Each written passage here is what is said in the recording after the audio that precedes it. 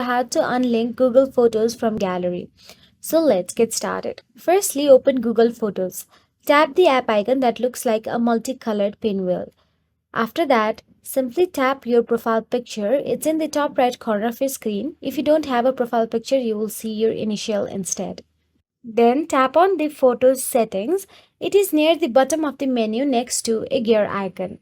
Then simply tap on the backup. It is usually the first option on the menu. Any photos you have already synced to Google Photos will remain there until you delete them manually. Now tap the switch next to backup to turn it off. If the switch is pointing to the left and either gray or white, then the feature is disabled.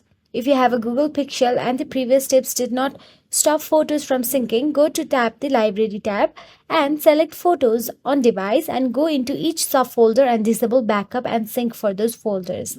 So that is it. If you found this video helpful, please like, share and subscribe our channel, and thank you so much for watching.